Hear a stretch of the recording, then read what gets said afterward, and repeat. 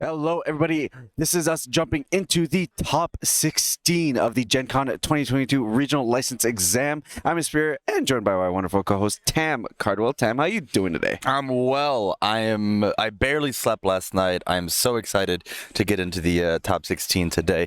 I think we should just ran it out last night. I didn't want to wait. But luckily, you at home do not have to. Absolutely. We've got two amazing competitors today. We got two amazing matchups, and matchups that one we see all the time in Top Cuts, and one I think making their debut in Top Cuts. Absolutely. We've got Brandon Smith on Todoroki 2, and we've got Michael Woolwine on Ochaco. I am so excited because this cast is split in half. We get to be biased. You're a Todoroki fan. Oh, absolutely. No questions about it. I'm a massive Ochaco fan, and so we do have horses in the races. I'm excited to see the commentary for it. Yeah, I'm absolutely thrilled. There is no doubt that I have a piece of my heart out here for Shoto Todoroki. It's about time that he makes his appearance out here in this Top Cut, finally within the regionals. This time being on the water build, I think a lot of people have been pushing the fire build for a while now. Right. I was huge on the fire build because you get the sugar rushes and you get all that cool tech. But water, has been incredibly solid since day one. It has a fantastic throw package, and you're really just able to push big damage on a character that just says, you know what, I like big numbers. Cannon's a good card. Yeah, Cannon is a pretty good card. But alternatively, I mean, Life Ochaco, no slack either. Absolutely. Yeah. A character that when set to first open, I wasn't even massively on. But like as I played the deck, there's a lot of cool tech pieces. We've seen these life builds play a lot of good defense, but Ochaco just being a flow aggro monster and just inherently has that defense on board. It's gonna be a sight to see. Yeah. We got Ochaco going first, leading off. And looks like starting with EFB, can't complain there. Got some training methods going on. And pretty solid set of checks there. I love when people build face shield. Man, it makes me so happy. It does do something on board. The best part about it, it commits to past checks. I think people are so nervous to when they play their cards to be like, yo, I need this card in my hand because it's so good on block. But man, the early turns of the game are so important for committing resources and making sure you can pass the checks and keep the tempo of the game going. Just play your face shield, guys. You got more in your deck, probably. Like this is the time to use it. It's got the word foundation on it. You should build it as a foundation. Yeah, I agree. I think you lose out on an opportunity cost where like every turn that you opt to not build it to be able to hold it in your hand, it just scales, right? It's just it's one that you didn't get to use that turn, then it's another one, and then it just means that over this course of an entire turn, potentially you may not have used a foundation, an additional 5 to 6 foundations per turn to extend your plays. If Ochaco 1's ability was on a 5-hander, it'd be bad. So why are you making yourself a 5-hander by holding this one card? Right? Yeah. And here we go into the most ultra rare feeling rare in the game. All right. Haymaker. Yeah, back alley Haymaker being a pretty crazy stun 2, EX 2, draws a card or builds a card, and it's got the magic keyword charge.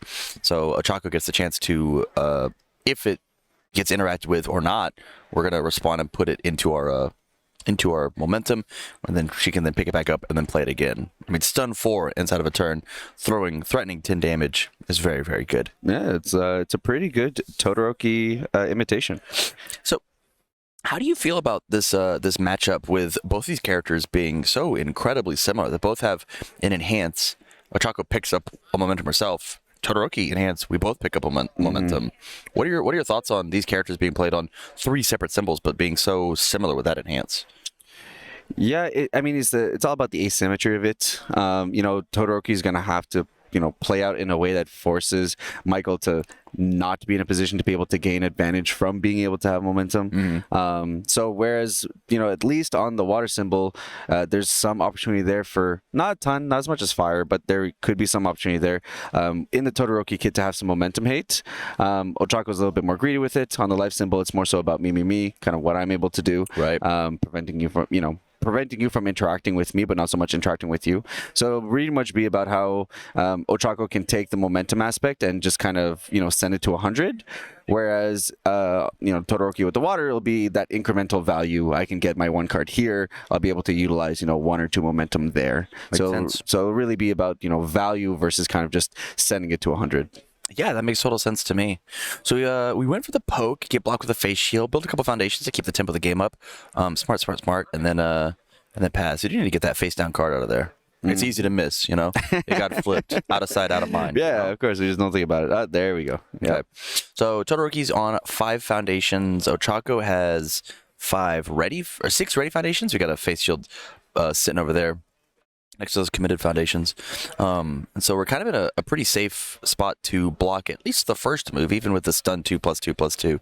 But whatever follow-up happens afterwards, depending on Ochaco's check, is probably going to get through. Yeah, I mean, it's mostly about setup. On water, we can running powerful tape swings, powerful throws. But it's going to take a minute because Ochaco is sitting on 2 Excited for Bloods. Yes. So on top of being able to be defensive, just casually being able to gain 8 life at any point in time, Right.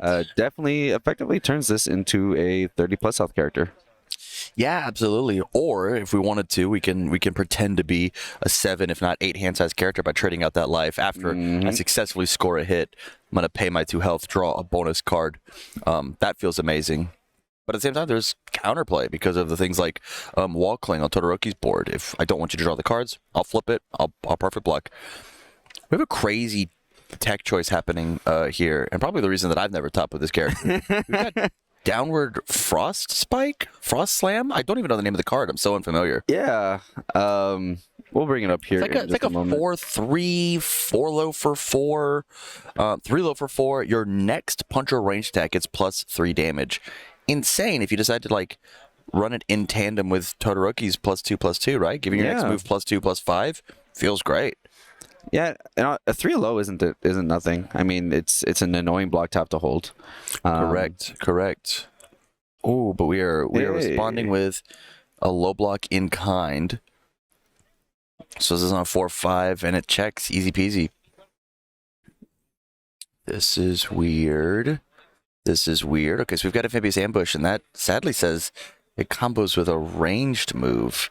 And the reason I ever thought about Downward Frostbite is it just doesn't have that keyword on it. Yeah. You're incredibly incentivized to run all range kit when it comes to anything Shoto wise. Right. Just because you get your biggest bonuses out of it. Odds are you're playing Frigid Heat Wave in your deck, which means any non-range attack you're playing just makes it that much more difficult to be able to get your draw 2. Right. And now this card doesn't get to clear. Part of the reason people are so hyped on the water build is this Amphibious Ambush. Hey, I'm gonna steal a momentum. I'm gonna pretend that I'm Ochaco for 1 attack, and then Todoroki gets to pick that momentum right back up without even that commit cost. So there's a lot of stuff going on, but man, we are absolutely denying every piece of momentum we can. Here comes a face shield coming in. Beautiful blocks. Surprised we didn't pick up the release here with the new training method. I would have committed that up every day of the week. I no longer have a hand, right? I'm out of cards. Yep. Let's pick that sweet 0 diff. But if we find a back alley handmaker, maybe let's build it in for free. Yeah, I mean, why not? But yeah, fantastic momentum denial here on Michael Zidane. It's the kind of thing you just have to do, right? It's actually seeing you do kind of the opposite over in Vegas. When you had played the match, I think you did a fantastic job of making sure your opponent didn't get any momentum, right? Because that's how you're getting that additional advantage. If you have the ability to kind of just cycle the same throw over and over and over again with Todoroki, it means that the end is inevitable here. So Michael recognizing that and knowing that if I can prevent Brandon from being able to loop his momentum and loop these attacks, I can get the game to a stage where I just get to control the tempo. 100%. Yeah. Man, a spell of bad luck on these checks. Going into Ochaco's turn with only 3 ready foundations, all relevant foundations, also not catching the momentum, like you said. Ochaco drawing 6 fresh cards, readying an entire fresh board. It's a really scary place to be in from Brandon, from where Brandon's sitting. We'll see how Michael leads us out. Looks like a hand of gray. Yeah, Certainly is. Okay. Yeah. That so here's an interesting point, and we are probably going to see it as whoa. Look at that meteor shower. Look at Okay. that. Hey, I thought about not playing Ochaco for the event next week. Right. I'm playing Ochaco because of meteor shower. I forgot that card existed, and the beautiful GenCon promo I'm in. Yep. So this is an interesting thing when it comes to like the ratios inside of your deck when you're playing My Hero, right? Every time that you play a card, you essentially roll a die off the top of your deck, right? You get that 1 through 6 My check. mind was blown because I had found out 2 weeks ago that it was supposed to imitate a dice roll. Correct. It never occurred to me. Yep. Yeah. And you get to like mitigate your luck by like how you build your deck. And so when we take and draw a handful of foundations, statistically, we've now pulled 6 foundations out of your deck. That means you're probably checking bad, right? Yeah. And it feels like you play 2 more foundations and you play 2 more. You check 2 more foundations. You look at your opponent and you go, man, I'm probably going to now be checking my attacks on my blocks, and that's when it's really crucial, right? So like there's this like slight back and forth of trying to figure out what do I play when I'm given these hands, and statistically, what have I checked? What have I drawn? What have I played as my attacks? It's kind of one of the things that separates the good players from the great players is being able to track all of that stuff. Yeah. I mean, like, the game's a big game of attributes. Not only are there things like your control, your difficulty, your block modifiers, your speed, your damage, but there's also, like you said, deck construction. Right. You're basically a weighted die. Yes. And as you draw out through the game, you can scope out how weighted your die is. Right. And it dictates the entirety of the decisions you make. Yeah, I like one of my first big minds being blown was I was a young pup at the game, right? And I was sitting there and I was watching Tim Keefe play some really complicated deck, but like an aggressive deck, and he like knew what was up. He was playing a high attack count number for the time. Like I'll translate it, right? He was playing like a 28 attack deck. It's pretty heavy. It's pretty heavy, Yeah. right? And so he sits down and he puts his hand down and he puts his hand on his chin and he looks into his discard pile and he goes, I think I've only got like a 36.7% chance to roll 5s here. And I went, excuse me? What? What'd you just say? I just kind of play the cards. like the more that you understand like statistics, the more that you understand like how the math of like the cards and the ratios inside your deck, the more educated you get to be as you play the game. And I think that's so fascinating because you also have like that's such a cerebral mind player. And I'm like a heart. Yeah, it's like player. I feel like I'm gonna check these. Yeah. It's fine. We're gonna roll the 5. Right? I think that's so cool that you can have in such a complicated math game that we play. You can have both those kind of styles and both be successful. That's neat. Yeah, absolutely agree. Jumping into this state, we did have a zero gravity lift go in and then get sent into the momentum alongside one from the top of the deck. And now I think we're in the tank. Or no, it looks like Michael had passed it just after that, and now we're going into Brandon's turn. I think build 1 pass is totally fine. Ochaco got what she wanted out of that turn. She got to have her zero gravity lift added in, and more importantly, she got to flip a wall cling, right? Enhance, flip a wall cling, still get my momentum. I'll take that. Pretty good. I'll take that every day of the week. Trying to find us to sculpt us a killer hand, and Shoto's only got 1 more wall cling on board. I don't know if we get to build more. We're playing an attack. Yeah, it is a bit of a glare. I cannot tell what it is. It's a 5 diff. I think until that card potentially moves from that area, that's about as good as it gets for us. Yeah. We'll go ahead and try and attempt to fix the glare going into the second game.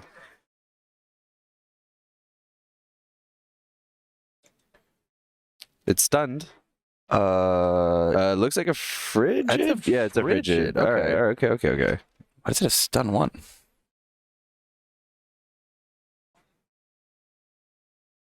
Do we have a frozen on board? What happened here?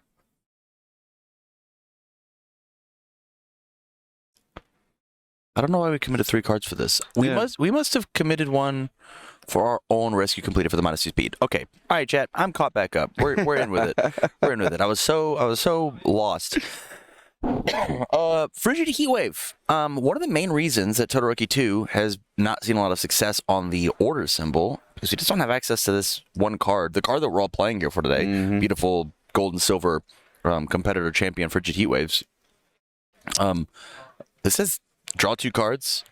7 high for 6, possibly more. Stun 2. Potentially. What an insane ratio. It's crazy. So do you believe that maybe we're overvaluing Frigid Heatwave? As a card? Us forcing ourselves into the fire or water build exclusively because this card just is so good. So it's interesting. I love this idea because the only other reason to play so this is the reason to play Fire Water. The reason to play Order is Jolt. Yeah. And it's funny that the duality of I'm gonna play this $55 ultra rare or this 7-cent uncommon.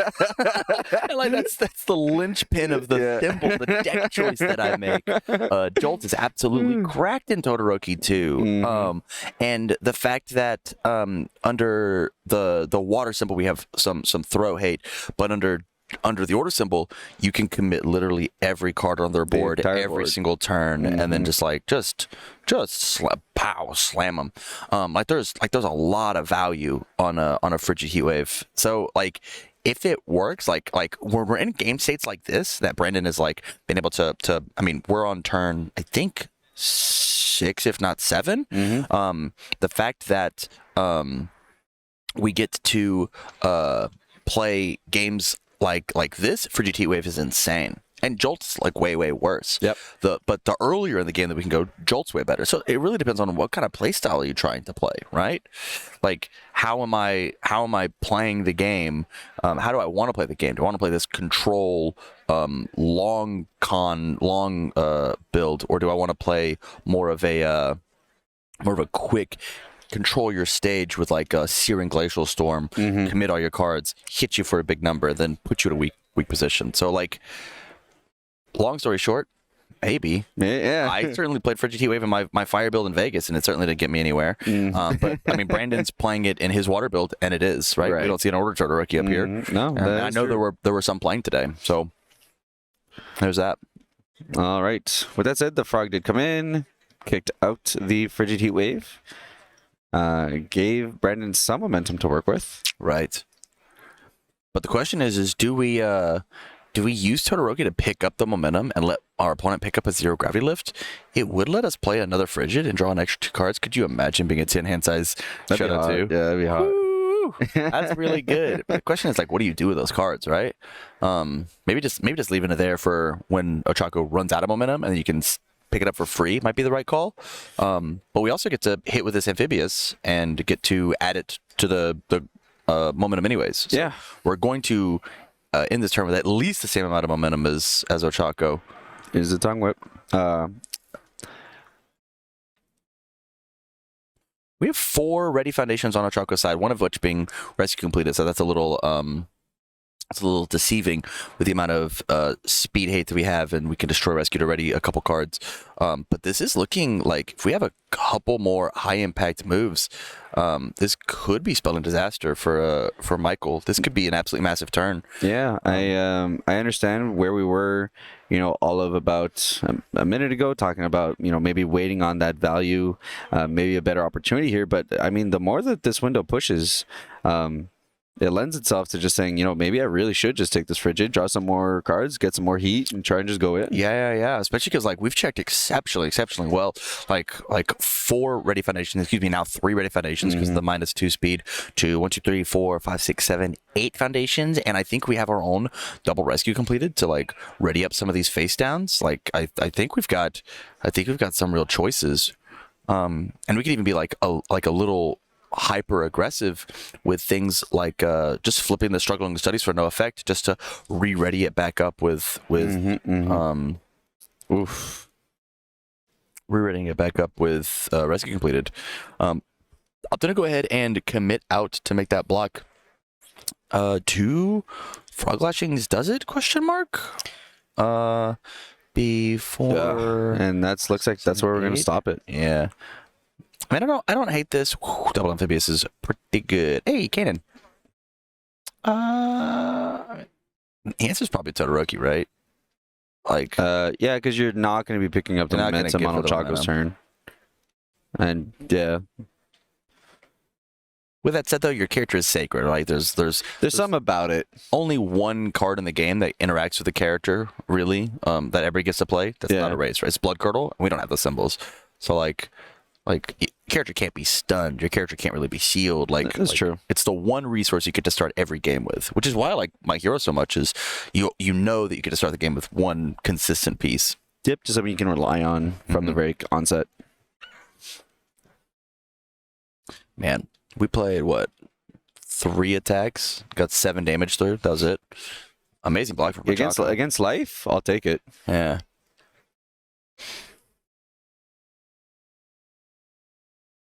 And looks like we're just gonna build out. What a scary spot to be in. Todoroki for sure has one of the scariest deadlock cards in the entire game. I mean, we're just going right into deadlock here. Sprinting. Yeah, we're just saying, okay.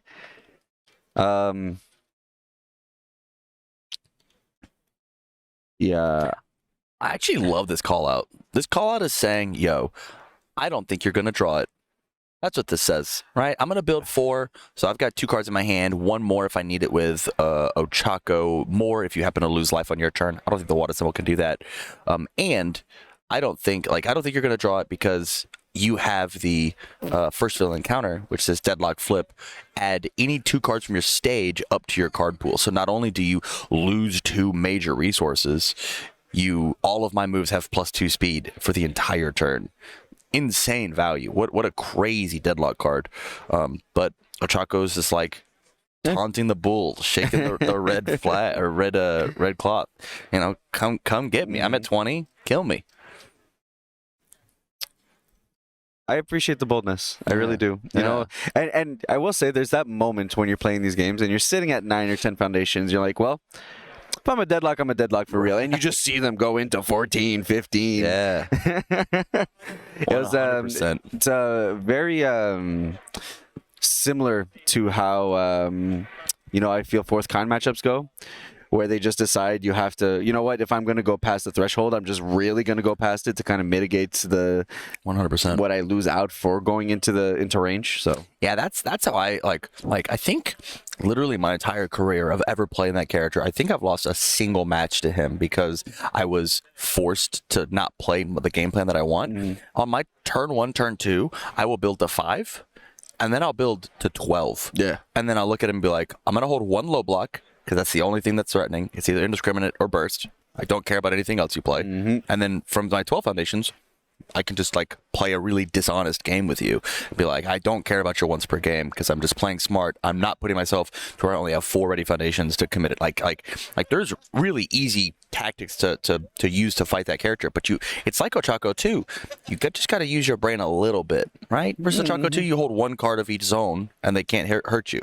But that's something you have to think about before you even sit down and start playing the game. Yep. That's like so beautiful. But yeah, I completely agree. It's like you gotta play the matchup how you want to play it. Yeah, no. So I love this just going all in. And now we did see Brandon use Shoto to pick up a momentum. So we did see Michael also be able to put 0 grab lift back in hand. So presumably he's trying to go for back-to-back frigids. That makes sense to me. Also, I think as Brennan, we're totally okay with this pretty fast speed move. It is a high. Waste your resources, making it a little slower, and block with that 0 gravity lift. Yeah. Please don't. One of the best cards in your deck, Ochaco. Block with it. Don't hit me for another 3 or 6. I'm down.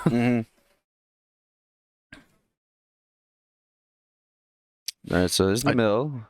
When we hit only 2. That's okay. I mean, only 2, right? Yeah, it's only +4. 4 damage for free. Those are Tokoyami numbers.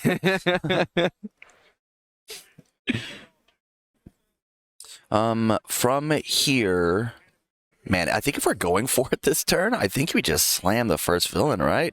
like we flip that card and say, yo, I want you to get those moves out of here.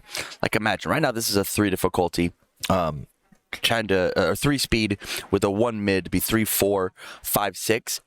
Even with our 1 mid block, we'd have to commit an extra resource. If you want to spend that breaker 1, you got to commit 1 as well, right? This him not choosing to activate the first villain counter either says that he doesn't think he can go for the kill, or he's just choosing not to. Hey, I'm gonna grab another draw 2. I'm gonna build up my stage even bigger. I can have an infinite number of cards in my hand as well. Ochaco, we'll block everything out. We'll feel fine. I'll get you on the next one, and that's what it looks like we're planning on doing.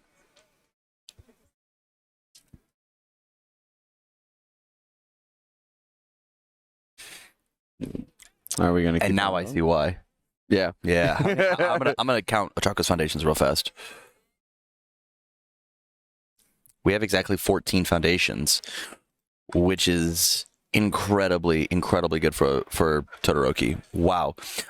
This means that with that second first villain counter coming out on the board, I feel like Ochaco has to be the aggressor exclusively to use that self-sacrifice and just to get out of. Yeah, we have to destroy at least 2 resources, otherwise, we'll stay in that 11th slot and then force 4 cards up into our card pool, lose 4 foundations. Plus 4 speed on every move. Yep. Excuse me? While Brandon's sitting on a frigid in hand, meaning he'll be able to draw into more gas. Just waiting.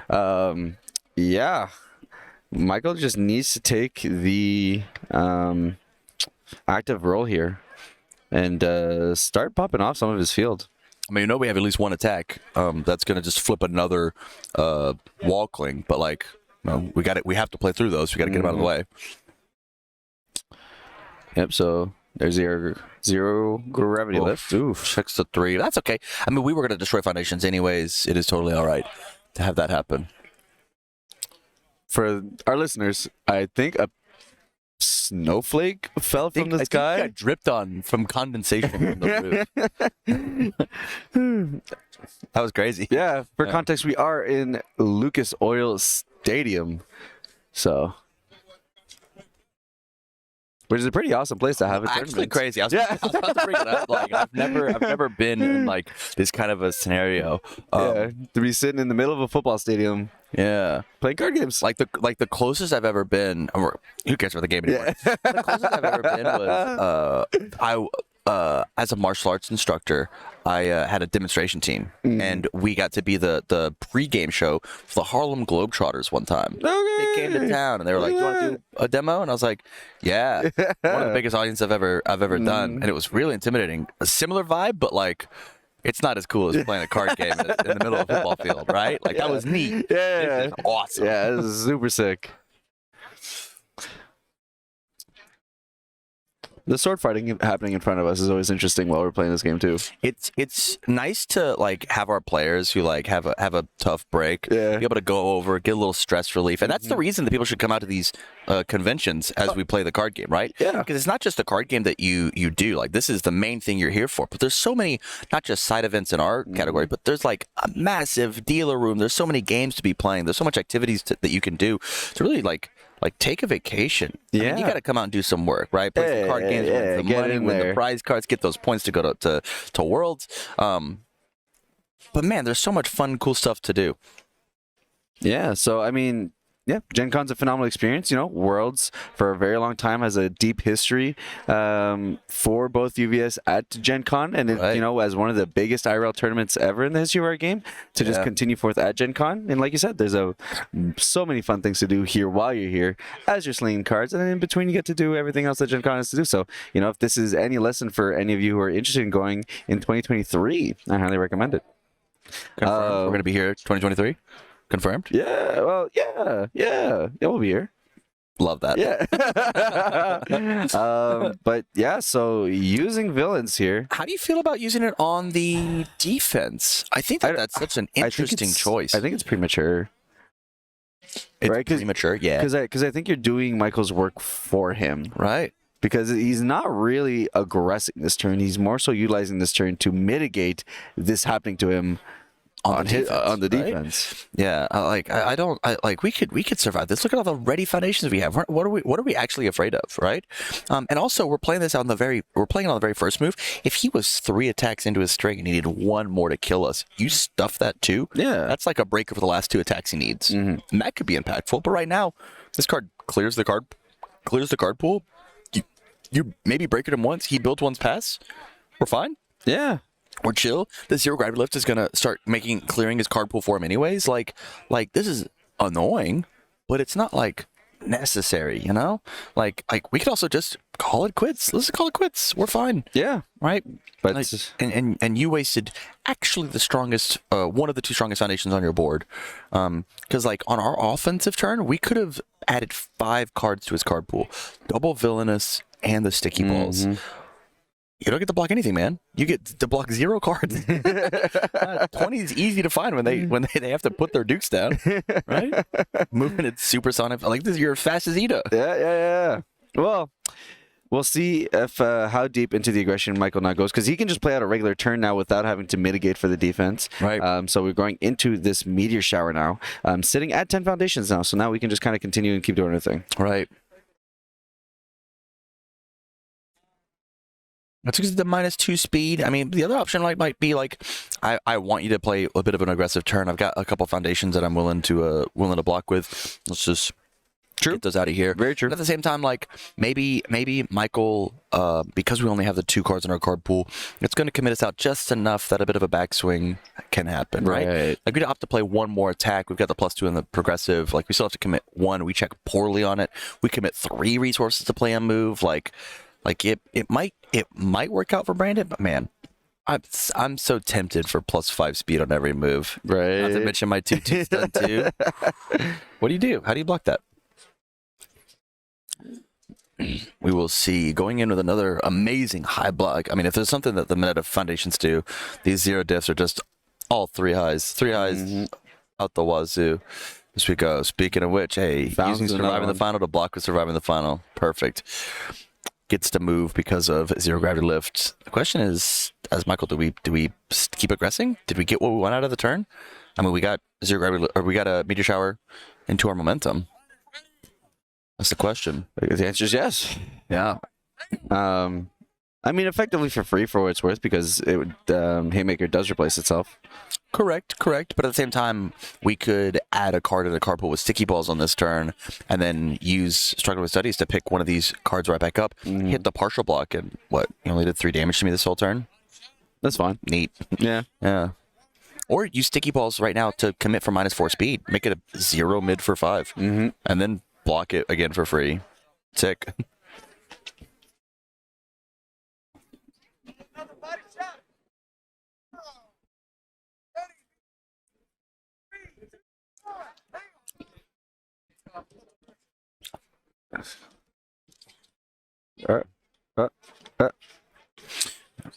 I think that is the play. Yeah, I think we flip so we can pick up one of these cool cards just to do the partial block with. And man, as Brandon, we are hoping that we press the button to draw a card so bad so that both of our ready desperate times can have him commit 2 foundations. Hey, your back alley makers this stun too? Your back alley makes this you stun too. How dare you draw a card on your turn? You're crazy. Also, we've had now a card leave our card pool, so we get to ready back up our amphibiouses. Hey, what a sick combo! What an absolutely insane tactic that we got to utilize here. Playing, one of the best cards in both life and air Ochaco kit under the water symbol in Todoroki. Man, these decks are so cool and so similar, and both characters do not share a single symbol with each other. Yeah, it's amazing. It's interesting how much design space they share, while also living in 2 different spectrums of the symbol spread. Right.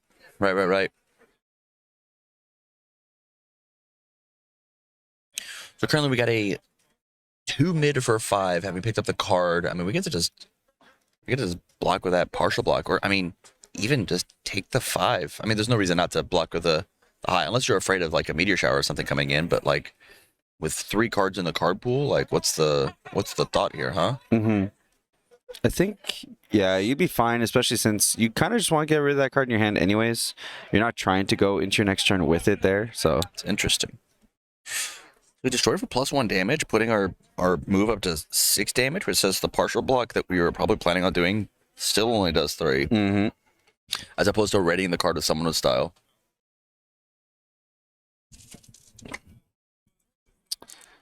And there's the Amphibious.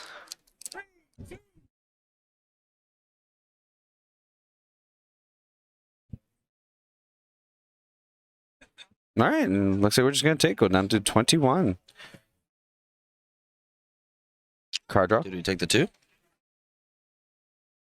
Did we take the 2? Question mark?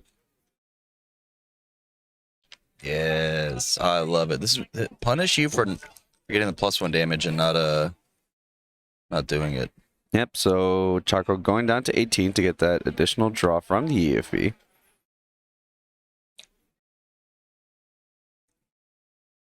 So that draw has to have been worth it, right?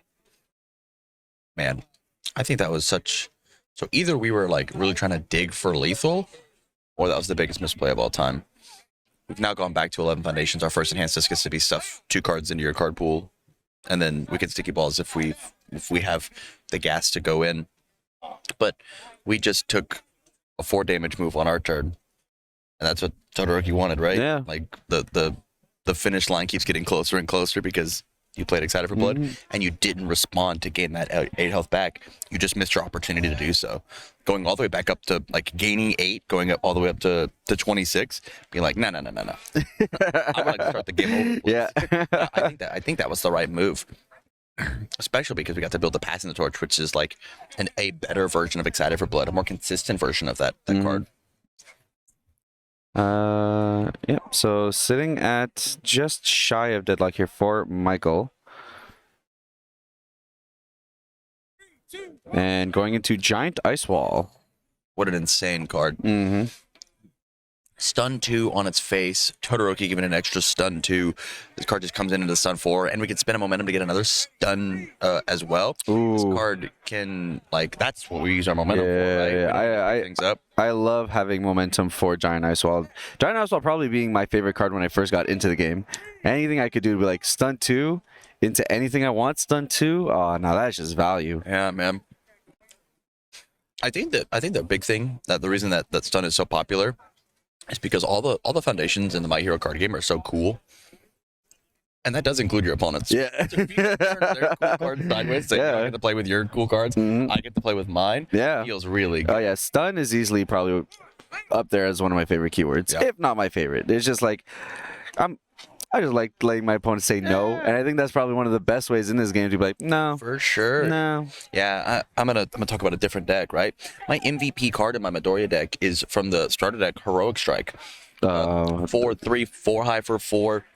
Commit a foundation for every punch in your card pool, right? I always forget that card exists, and every time someone plays against me, I'm like, oh no. Hey, that card says actually commit your opponent's entire board. Yeah. 4 cards for me. All right, now it's for 14 damage. You go, well, I was gonna block. I guess I'll take 14. Yeah. Yeah, that card's really, really awesome. And I had to play 4 cards to do that. This card, Todoroki 2, gets to just make stun 4 happen just the one as your opener. Yeah. As your opener. Are you kidding me? So good, so good. Whoa, insane. So this is a sick combo. And the Amphibious Ambush coming in. So we spent the momentum for this card to get stun 2, and then Amphibious Ambush is just going to pay that momentum right back, right? We're going to snap it back in. We played another Giant Ice Wall. We have another stun 4 happening. There's no shot that Michael gets to block anything the rest of the turn. Yeah, I mean, holding up release, which understandably, your most clutch foundation, being able to kind of give everything, give all your checks +2 speed. Right. So it'll lend itself really well defensively, depending on whether Brandon's able to find another stun or not to make it a non-factor. Right. So I mean, yeah, I guess that's fair because we probably already used all of our stun. We've added the card up. Build the card. I was like, that doesn't work. That don't work that way.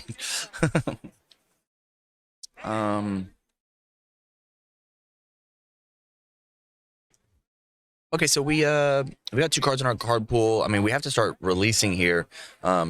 which is like good, but at the same time, I mean, the biggest thing that Ochaco can do is she's one of those characters that can survive off of having actually, like, I've seen seen Ochaco decks, myself included, do 45 damage on 3 foundations, right? So the fact that like we're having to destroy our own stage in order to keep ourselves alive, she's one of the players that plays with the best with a small stage. So it's okay that we're doing this, but it's certainly not what we want to do for sure.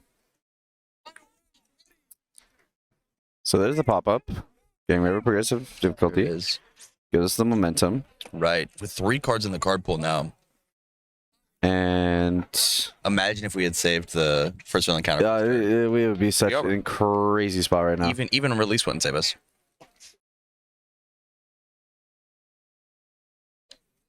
This is a 5 high for 7, going down to 11. I mean, we could use the first villain counter to save us. So this is on a 5, 6, 7, 8, 9, 10. Check a 5, 6, 7, 8, 9, 10. We got to check a 5 here. Checks a 4. It doesn't pass. That's short. Gonna have to take it. Down to 11. This is, I mean, we have to see 2 attacks right now. And I'm pretty sure we still have that Frigid Heat We Wave, do right? still have a Frigid in hand. Which could be 10. Frigid, if we Yahtzee, is lethal. If we Yahtzee, we get there. Right? Starts at 4. Could get an extra. Or we just Who needs it? We just amphibious again, yeah. Hey, you thought Ochaco was gonna clear in a card pool? Nah, dog.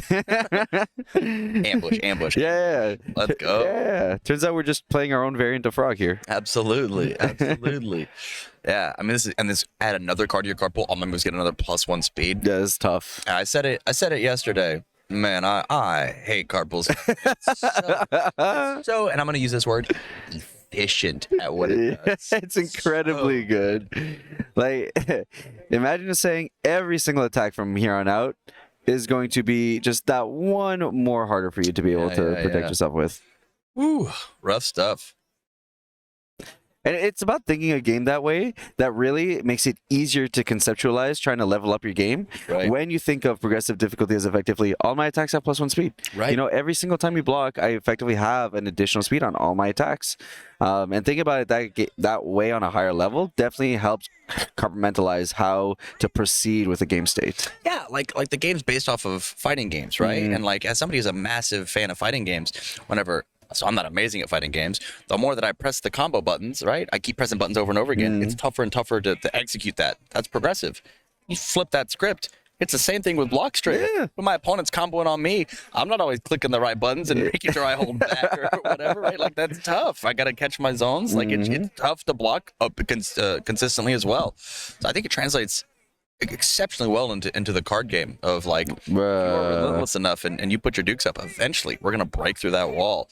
We actually have triple amphibious ambush. Yep. So Michael's sitting there, 6 life total, having to face amphibious ambush versus amphibious ambush against amphibious ambush 3 times in a row.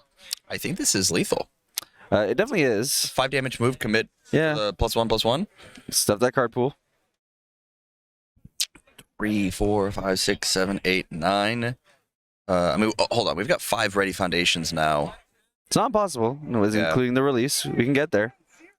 Yeah, commit, destroy. Probably one of the Excalibur Bloods, right? Because like we just have to kill them next turn. And I think having the plus speed or the ready foundations on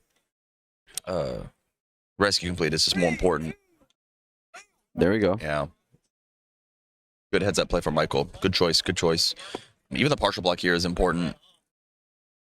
Yeah, that is one of the big things about amphibious ambush it's balanced, right? Because it says you have to add a face-up card, but you build in a face-down card. It doesn't say you build it in committed. So if you add up a face-up committed card, you get to build in a face-down ready card, which essentially mitigates the fact that you stuffed the card pool on this attack. Yeah. Or if you don't block on the previous ones, you get to keep those ready cards. So we went into turn with where we only had 3 ready foundations to now, as we play this last move, we've got 5 ready foundations, which might just be enough to get us there. Still has that frigid in the back pocket though, so Mike in a position where he has to at least potentially be able to block at this point everything. 11, 3, 4, 5, 6, 7, 8, 9, 10. Nope. And that's it. That's the scoop. The card pool stuff plus a couple of bad checks there. Insane. What a sick way to end game 1 here in top 16. Triple amphibious ambush after a equivalent stun 6 giant ice wall. I think that was sculpted. I think that was playing patient, understanding how the review system works in our draw 6 game. Absolutely beautiful play from Brandon Smith, and Michael just not quite finding the aggression he needed. Yeah, no, I mean, Brandon was putting himself in a position where, he had the gas and he had the board state to, make it very viable to go and, double frigid heat wave, or to push into a position where, he extends. And I wouldn't have actually blamed him for it, because, Michael's board state, at one point being all committed out, having no cards in hand, it was very opening to that kind of opportunity, but taking time and finding the just opportune timing to be able to kind of close out the game here. So we'll have to see how in turn Michael responds here going into game 2. We'll be able to go first, so obviously having that first turn advantage should be able to help kind of push the edge over to his direction. Yeah, I think these aggro 6-hand size characters that like are essentially copies of each other, right? They both pick up the momentum. They both give a bit of stats on each other. Like the big thing that we're missing here is like the way to push over and get the victory is this. It's all about card advantage, which Brandon was able to generate, and Michael just wasn't. Right. Michael stayed a 6-hand size character pretty much the entire game, not being able to really leverage the enhance ability on our character to pick up that 7th card, whereas as Brandon was able to draw a couple extra cards off of Frigid Heat Waves a couple times, right? Like draw that too. I'm an 8-hand size character, and I get more resources. I'm gonna move on to a different deck real fast. It's kind of why right now I like Cementos over top of the Kirishima package that we've been seeing over and over again. Okay, yeah. Because as a 6-hand size character of Kirishima, I'm always starting my turn as a 6-hand size character, and I only ever get to be that pseudo 8-hand size if I commit to playing 2 attacks. Whereas eventually Cementos starts every turn as even just a 7-hand size character. I got more options at the very beginning of my turn. I consistently have that advantage as a 5-hand size character to start 31 health. 7-hand size character. Broken. Yeah. I was playing while they're sideboarding. I was playing one game versus Sam Tate, a huge member of the community. Big shout outs to Ace Maneuvers. He was testing a Mill Momo 1-dot deck. At one point, I played a Cementos. He played his Mill Momo. I had plus 14 to my hand size. I was a 19 hand size character. What? Yes. And he was so close to milling me because on my turn I had to draw 19 You're cards. just drawing a quarter of your deck every turn. I got so many cards face down, man.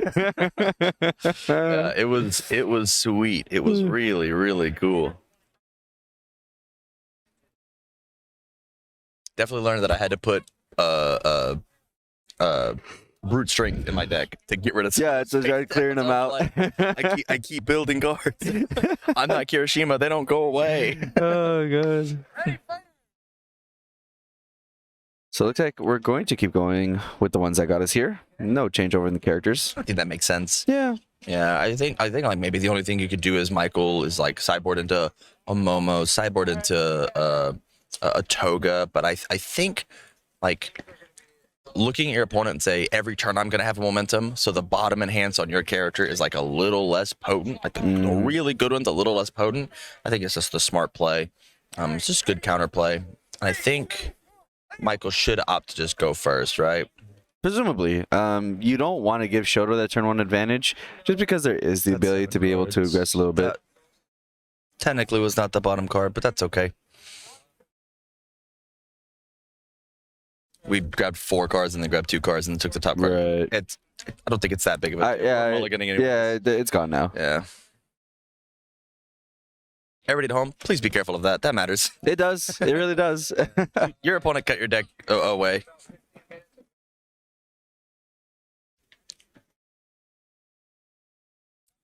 Question here. We've got triple face. I mean, we toss his hand back. It's a bunch of foundations, but I think we got to get rid of those face shields. And looks like that's a keep. He's keeping it. Man, it's a bunch of 2 diffs. It's a bunch of face shield. I actually think this is a misplay. I mean, I hope it works out for Michael, obviously. I just want a game 3 because I love the game. Yeah. But, like, What do you mean? Yeah, you love the face shield builds. So how about we just build 2? I think one is the good call. You build one like being okay if it fails. You don't like, hey, watch this. Shield, shield, shield. Yeah. Yo, it's so good though. Everyone keeps talking about how good the card is, and I just gets to stay on board the entire game. We get to look at it. It's so pretty. What a beautiful rare. We died with that card on our board. It was face up. It did absolutely nothing. It looked good though. Dang, what a beautiful looking card. I think actually, like, so as opposed to like the facial thing, like the big thing that I saw was like, I think the hand is just like a bunch of 2 diffs going first. If we check 3 threes here, our turn's over, right? Yeah, let's see how. I might have missed. Yeah. Oh, okay. Okay. I missed a spam. That's fine. Missed 2. Fair enough. I build that. We've got double face shield. Bruh, what is this hand? Yeah, we review one for sure. Get that card out of here.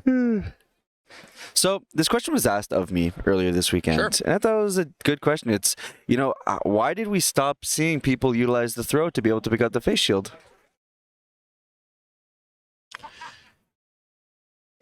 I think that throws are a little overhyped because face shield and wall cling are so prevalent. Of course. If these life water decks weren't absolutely demolishing the format and being such bullies to everybody, I could see that game plan working. But like, I think it's so easy to get around that strategy. Right. And it says that if essentially that card says enhance, this card will go to my momentum at the end of the turn. You'll take 5 damage, or I get to pick up the best block in the game. You're just going to take the 5 damage, and I'd rather just play a back alley haymaker to get that 5 damage. That's right? fair. Yeah. Like, I'd rather play like any other, like, I'd rather play, so look at the 3 symbols, right? I'd play back alley haymaker on 2 of those symbols, or I'll play a giant ice wall on the 3rd one. Yeah, I'll play that instead. Those are much more impactful randomly in the times. And also that card just loses to face shield. Yeah, I was about to say, it's a little self-serving, actually. Yeah, it turns out as good as that combo is, it actually just makes it worse in the alternatively. Right. Speaking of back alley haymaker, speaking of the ultra rare. 5, 6. Beautiful. Do we got a 0 diff, or we drawn a card? Commit for -2 speed field, or -2 damage feels. Oh, this is stun 2, excuse me. It's like commit for -2 damage feels real bad here. Our goal here is commit this for another -1 speed, or -2 speed, and then hit the block, which looks like that's what we're doing. Yeah, there we go. Yeah. Ochaco is going to get to move this unless we have crazy enough another face. Could you imagine both players opening 3 face shields? Both of them? Wow. That'd be crazy. That'd be actually statistically insane. I think he did. Oh my goodness. He did. I see it. I do see it. Yeah. This game's so sick. This game's so sick. They don't reach across the table in a handshake and as offer the draw now.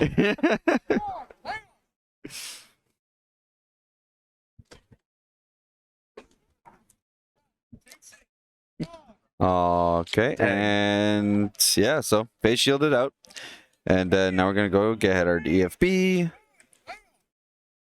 training method. Play it. Pull back and put the face shield. Oh, yeah. Okay, all right, fair enough. Fair enough. Great play. That is a fantastic card to just sit there. We'll clear these ghosts of attacks. Man. Losing our 2 best 5 diffs to double face shield has got to feel really rough to Michael, especially after like how much of a grind that last game was, and just like, yo, I'm pressing that advantage. It's so quick, it's so heavy, and then just get face shield. Rough. Yep, a little bit tough. But both decks are doing it to each other, so right. We are in a position though, as Michael, to still defend. I mean, we did go first. And we have played 2 attacks and built just a bunch of. We've built more. We have built twice, attacked twice, and we currently have more ready foundations than Brandon has on the board. Right.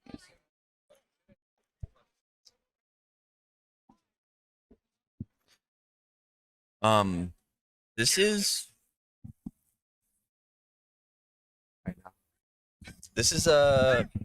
truly an unknown quantity in Brandon's deck.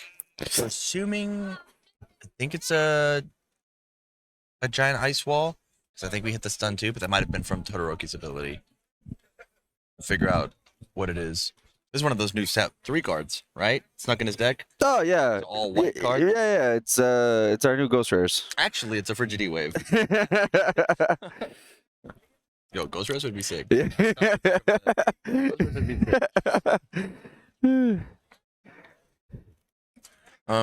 you know, we're just really inspired by solar flares.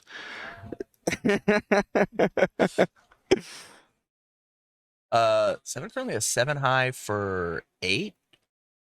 Opts to not go for the block. Said this one wasn't worth it. Could be afraid of a cannon, maybe. I mean, a cannon right now would do a ton of damage, but like I don't think it would be. I mean, committing out our entire board. I think we should. I would have blocked with a face shield 7 days a week.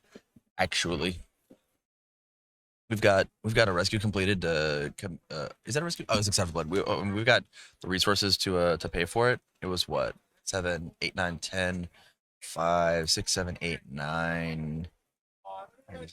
8, 9, 10. Yeah, just check a 5 would have been fine. Yeah. If we needed to, we could destroy one of we could have destroyed the floating around babies for +2 to the check with release, make a block. Like I personally think that was blocking was the right call. Right, taking 8 damage and giving Todoroki back that draw 2 card later in the game. It's kind of how we lost the first one.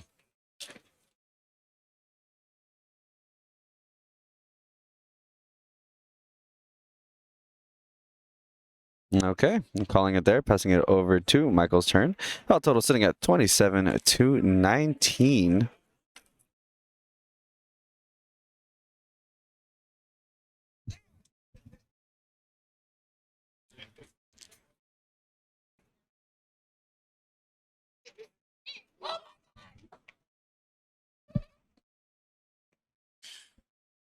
If at first you don't succeed, grab again. Yep. Still Gravity Lift coming in. Stunning Season 1 regional promo. Actually beautiful. I am so excited that I got 3 of my own. And I love the use of Floating Around My Babies to pump this up from just a 6 damage move to 7. It says on the partial block you're going to take 4 and not 3. That is one of the best tactics in a lot of throw decks is that you just take your throws and you make them odd. So like after every couple of throws, you got a bonus. Yeah. No, the incidental damage definitely matters. Yeah. We do round up in this game. And it's turns out I found out rounding up is my least favorite way to round. Yeah, absolutely. The game's got to progress. Yeah. Unless you're Kirishima, then you round down. Correct. When you're hard, you're hard. Yeah. You don't lock them all. Man, what cool characters on Kirishima too. I know he's very good. I love his design. Oh yeah. It's actually really cool and really fair. Absolutely agree. Yeah. Just because he's better at playing cards than everybody else doesn't mean that you gotta hate on him. Yeah. Opts to take the 7, all but tying up the game again. Choosing to use Wealthy Aspirations. Yeah, feeling very wealthy here. Snag an extra. Big shout out to Greg. He loves that card. Yeah. Aspirations. Gotta love feeling wealthy. So we got the follow-up Haymaker from the previous Haymaker. I'm gonna be able to stun 2 once more. Yo, if we remove 3 more cards to make this attack big, we are full sending it this turn. We must have gas upon gas upon gas. Actually.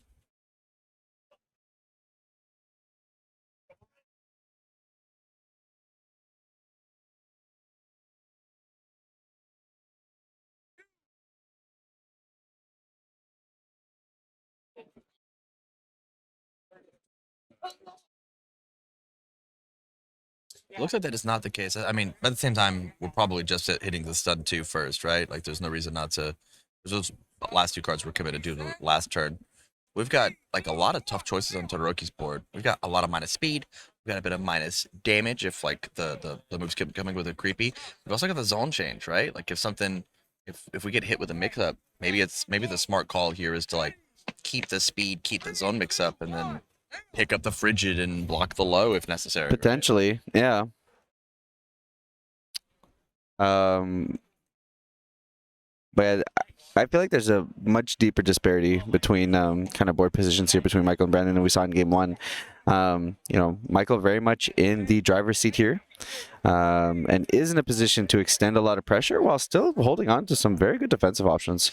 This is what Ochaco does whenever she finds her attack cards, right? Yeah. At the very beginning, like the difference between these life characters is really the deck is so incredibly similar. Like 85 to 95% of the main board is all the same.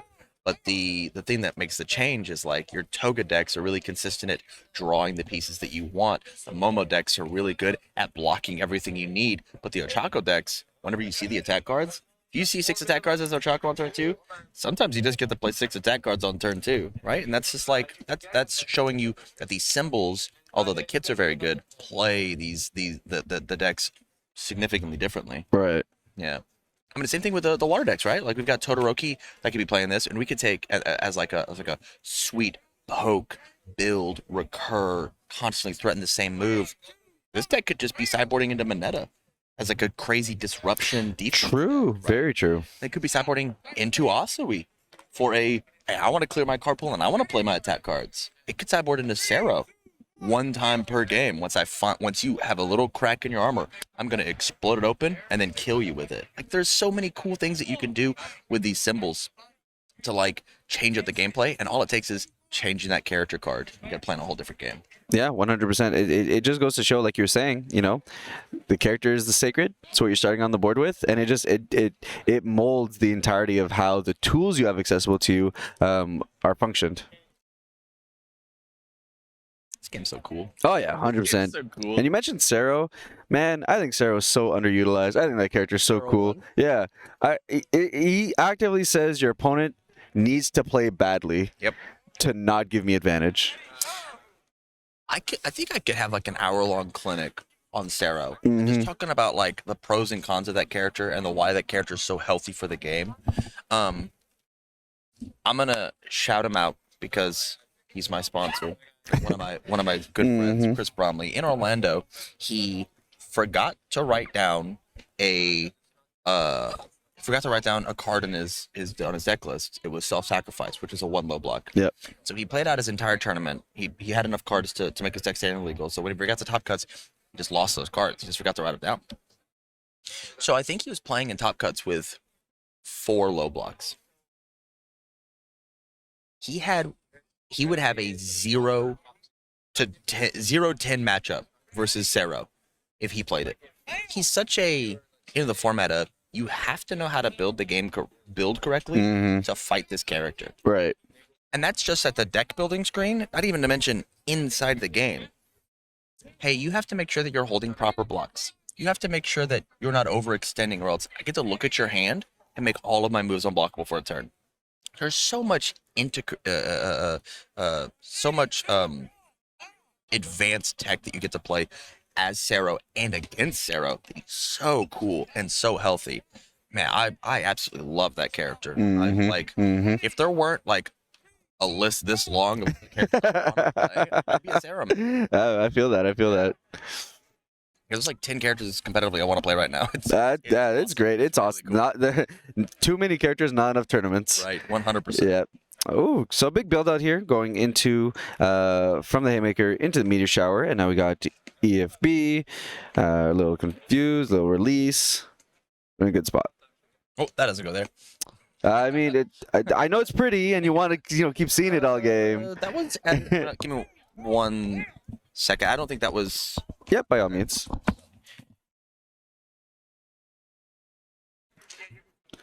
Make sure that the board state is corrected here.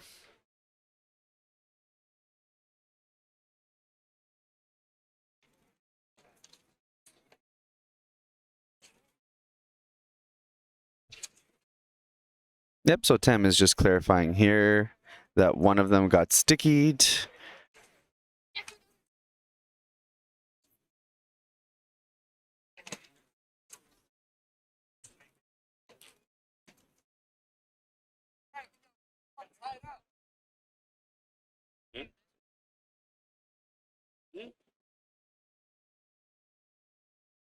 Did I get what?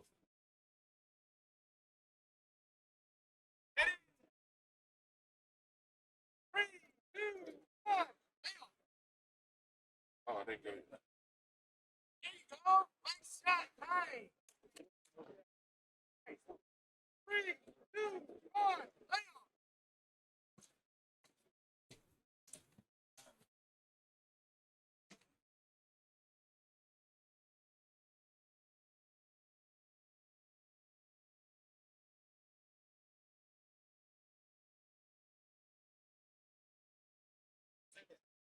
All right. So, Timing Carwell going in there, correcting the board state. How about you insight the listeners on what you let our competitors know? For sure. So the face down card that Brandon Smith has is a sticky ball. So it says in hands, add the top card of your rival's discard pile into their card pool, and the card that was added was that back alley haymaker. Previously in our turn, we had played a back alley haymaker, Right. and it had been sent to momentum, and so it made sense. The card was sitting in my card pool; it must have hit. There wasn't a mid block there, so I shoved in my momentum. So I got a free back alley haymaker that I could pick up with Ochaco, and got to trigger wealthy aspirations. Ochaco hitting that +2 momentum would be insane and illegal. Right. So before anything really pushed on, before a check got seen, before anything else, I just jumped in right away. Yep. Just to make sure. Correcting the board state makes it's such an easy thing to miss too. Sure. I played the haymaker, obviously. It goes to momentum. Yeah. Another mystery card coming in. It might be the Frigid again? Question mark. Potentially. I mean, this next enhance will presumably let us know what's about to happen. And yeah, Frigid. It is Frigid. Thank goodness for the shadow. Yeah. So with 3 in hand, we've got 1, 2, 3 ready foundations in our character. This thing is gonna get. I think it's gonna get stunned 2 and the +2/+2. It's probably just still gonna be unblockable. I mean, this is another 6 to 10 damage that could be swinging in here. Excuse me, 6 to 12 damage. Man, that card's really good. That card is the very okay. That one's not, so it wouldn't count. But we do get the +2. I'm so greedy. I feel like every attack in my deck would be arranged. That's how I feel. Yeah. I know so Jolt's not ranged, and that light card makes the order symbol, so it makes sense that you could play a couple, but because the prime card we want to play in Todoroki 2 is this Frigid, and it does work off of ranged, it just makes sense. Not to mention, we're not even playing things like Grasping Tape Toss in our water deck. No, I haven't seen anything from Zero. So giving a non-throw attack that +3 damage is a little wonky, right? It's interesting. So a decently orange hand for Michael here. So we'll see how much of it he's actually willing to get rid of to be defensive. After committing we've committed 3 foundations in order to play this card. Changing the zone, it looks like. And then checking a 3 to commit R2. Because there's no way that the life symbol gets to commit cards on our opponent's board on their turn. Right. So some enhances had to have been played.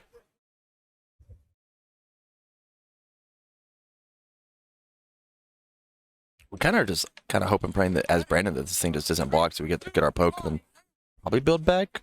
I mean, having just half of our board ready, we're taking back the lead. Okay, that feels good.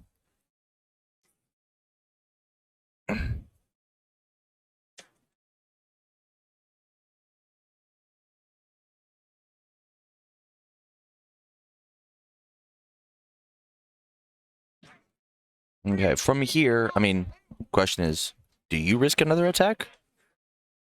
Looks like no. Good call. Yeah, plan a 5 diff there, check on our 3, committing 3 more resources. At that point, as unfortunate as it is, you have to pass the card, or else you just don't get to progress your game state. Yeah. Right? And falling behind versus the life deck and foundations is truthfully a death sentence. But playing the game plan of as Todoroki 2, one of the best poke characters in the game. He takes your normally 5 difficulty moves and makes them the equivalent of a 7 difficulty move. imagine if could you imagine a 5-diff printed frigid heat wave? It's a 7 high for 6 with stun 2 that draws 2 that gets 2 to 6 damage. Sounds pretty good. Banned. Todoroki gets to do that every single turn. So cool. What a cool gameplay loop. All right, so in kind, let's see how Michael responds here. Did a meteor shower in hand. I believe I may have seen a haymaker as well. So in a position to be decently aggro here. Yep, kicking it off with the back alley haymaker. And it checks. It's a good start. So the big thing that we have here when it comes to this Ochaco list is right now we're about to have, with that 1 meteor, we're going to be able to threaten 15 damage with the back alley and the wealthy aspirations, as long as we have 2 meteors inside of our discard pile, because back alley is going to move. When it moves, we trigger the wealthy aspirations, snag the extra, play meteor. You trade out those bad face down cards for 2 meteors, and you just lift them right to your hand. Not to mention Ochaco being able to, if she wants to, commit and pick up an additional. Like, we could pick up the back alley again, right? Like there's a lot of neat, good choices that we have to play for lines. 3, 2, 1. But with triple ice gliding, it's possible that Brandon just, like, if he's got 3 high blocks, he just blocks all of them, right? It's like, hey man, I'll let the back alley through. That's fine. Block, block, block. Go ahead, because essentially -3 speed on every single move. I mean, Yeah. 1 high for 5s are neat, but if I'm just gliding my way through, right? -2 speed if blocked, -1. Yeah. -2 speed if blocked, -1. It's fun how the gliding stacked that way, right? I mean, you can kind of create this kind of, not a loop, but a train kind of. Right. Where I'll gliding this one, and then the next one over, okay, I'll glide this one. And now you're effectively at -3 speed everywhere. It's really Commit 1 foundation, Yeah. -3 speed is pretty. pretty decent. But at the same time, it's all at that cost of, like, you had to have committed the resource. You Right. have to discard a card, right? Because the block has to occur. Correct. If you don't make the block happen, you don't get that bonus effect of the extra minus. So life total is currently sitting at 15 for Brandon, 13 for Michael here. Michael trying to push that more towards his favor. Yeah, pretty even game, especially because, like, I mean, we're on a new cycle because Michael went first, and Brandon is, like, keeping it really competitive, at least at life total wise. We just get to see what's going on.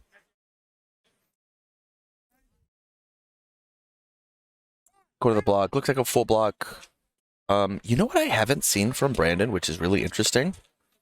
The other Todoroki 1 ultra rare. Where are ice storms? Where is it? That feels like an auto include, right? Right? Like, we haven't seen one checked. We haven't seen one played. Yeah, I mean, the Breaker 2 is free. And then it has late game potential where if your opponent just holds the wrong cards, you're not allowed to block it. Yeah, it might be a meta choice. All right, let's take a brainstorm. Why would I not play Ice Storm? The best decks in the format are Asui, who clears her own progressive, so Breaker's worse. Tokoyami, who increases his own checks, so Breaker's worse. Ochaco clears her own card pool, Breaker's worse. I think Ice Storm might be really good versus these, like, middle of the pack decks. Your Shigarakis, your Endeavors, your, like, Jiros, right? I guess Jiro's, like, the card it's best against. Yeah. But we're seeing a lot of success with Staff Strike Jiro. She says ignore progressive difficulty. So it doesn't even matter. Like, maybe Ice Storm doesn't have a place in the current competitive meta. What a wild thought. Huh. When set 1 come out, I thought that was going to be the most expensive card in the set. Genuine. Yeah, very fair. Yeah. This card can't be blocked by attack cards. A third of your deck can't even attempt. And it's off zone. It's a low. So not only a third of your attacks can't block it, a third of your blocks can't block it. Yeah. Nuts. And we're on a symbol where we could rezone your opponent's attack to a mid, so you're almost guaranteed to get the full block on it too. Right? What a busted card. That's very, very good. But I don't think Brandon's playing it. At least Yeah. I don't think I've seen it in the main board. How interesting. I'm excited to talk to him about the game. Yeah, That's really, really cool. Yeah, see why he's making the call. I mean, in general, the deck construction here has been very interesting, to say the least. Yeah, I mean, probably I mean, we got the downward frostbite to take up the ice storm slot.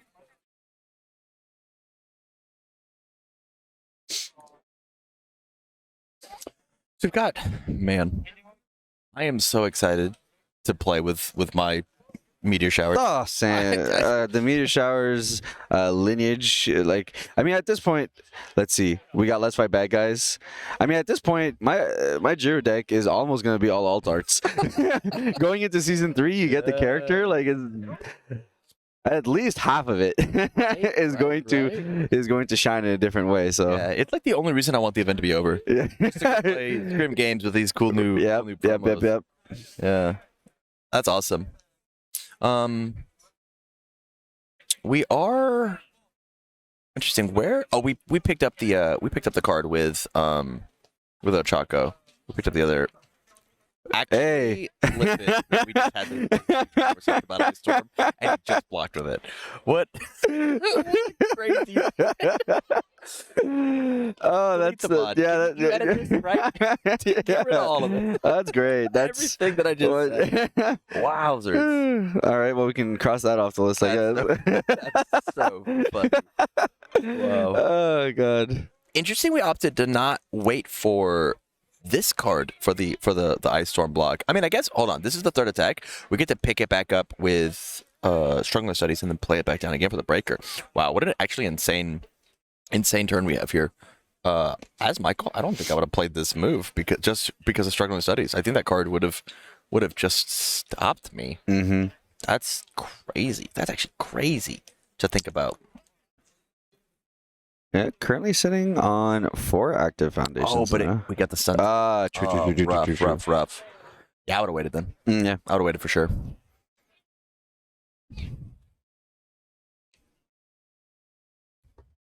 But I guess, like, we got to commit an extra 2 resources, right? It's a 6 diff. We checked the thing. Yeah.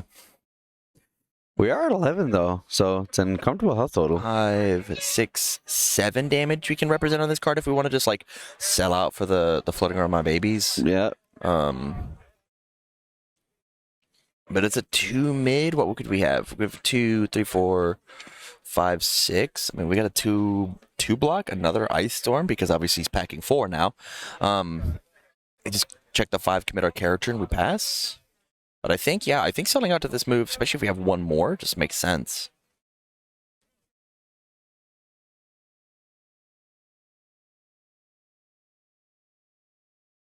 Go to the block. What 1 mid block could we have? And we could have a. We got a 2 high. I mean, this works. Checks a 3. It did not pass. Down to 4. Play Meteor Shower. Checks a 3, 4. Oh.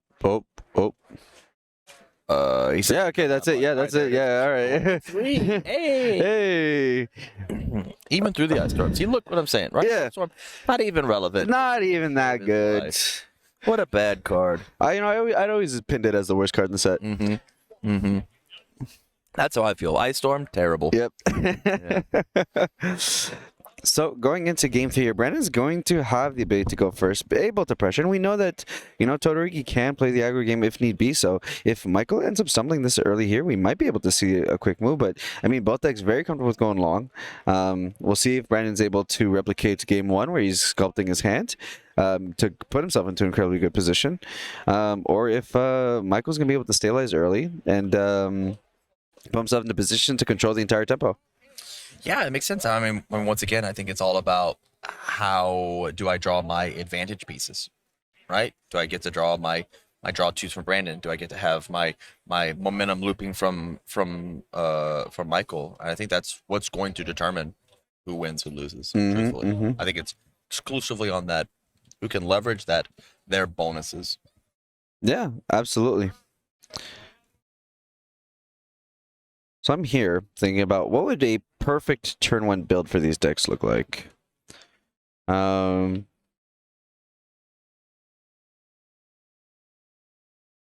not entirely sure. Yeah, I think, I mean, if Ochaco built 4 amphibious, she wins the game. Sure. You know that. So, like, from there, I get to think about like what does Todoroki's build look like, Right. and it's probably something like some amount of desperate times, some amount of like because we want the turn 2 amphibious ambush to trigger. Right. So we need a first villain encounter to make our check a little easier to play, give a little bonus stats, a little less incentive to block that first one because a little faster. Actually, the best thing that Brandon can open is making a stand. If we open double making a stand, Yeah. Michael's in. Yeah. Okay. Or- Yeah. Get that like hard momentum control. Get that advantage game. Yeah. Okay, that makes sense. That was what I was miking on. I'm like, I feel like there's something that's really impactful. Yeah. And Ice Storm, of course. Of course. Yeah. The one of that's in the deck apparently. Actually, it's a sick one. If it is sick as one.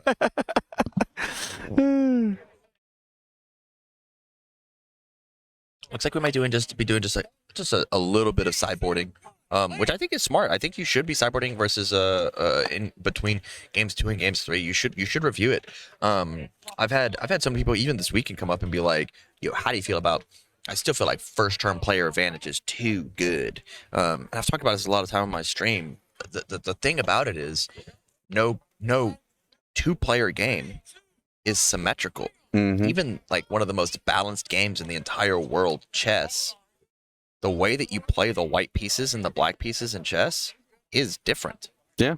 And chess is as symmetrical as you can get. The board's the exact same. Just the notion that there's turns makes that little bit of asymmetry. That means that white is advantaged. Correct. By that little smidgen, but it still is. 100%. Yeah. And so like the idea that like people are like, yo, second player should have the same rights as first player. Absolutely not. You just have to play the game differently. You have to work to find that move, and it shows the skill of like the game. Yeah, I mean the dichotomy between first turn and second turn is great too, just because it changes up the gameplay, it changes up the way you go into a matchup, and it creates this environment where there are cards that are turn 2 card or going second cards, right? Going first cards. Yeah. It enriches the card pool, it deepens the available options. So. While of course we want to aim for balance and making sure that the disparity isn't so big that it doesn't matter, 100% it creates this variability in gameplay that's important. Yeah, I mean, we see those kind of cards in Ready Get Set Go, right? Like there are some people that like are hyper intelligent aggro players, and like I was sitting down for an interview with one of them and being like, what do you do for a sideboard? And he goes, well, I'm an aggro player, so my entire sideboard is, am I going first or going second? Yeah. And I take out all 10 cards and slam in these. 1 second. These cards come out, these cards go in. Yeah. Oh, I lost that one, I get to go first. These 10 cards come out, these 10 cards go in. So like the pros know this is not a symmetrical game. You have to make sure that you are playing the game appropriately and understand, when can I press, when can I not press. Yeah, absolutely. All right, so we're shuffled up here. Our goal is, for this game, I want both players to build a 10, and then let's start swinging attacks. That's what I want. That's not going to happen from Michael's side. No. Shouldn't happen from Michael's side, but that's what I want. I'd be down. Right? Yeah. I want an entire The Hobbit worth of text on the board before we start swinging orange.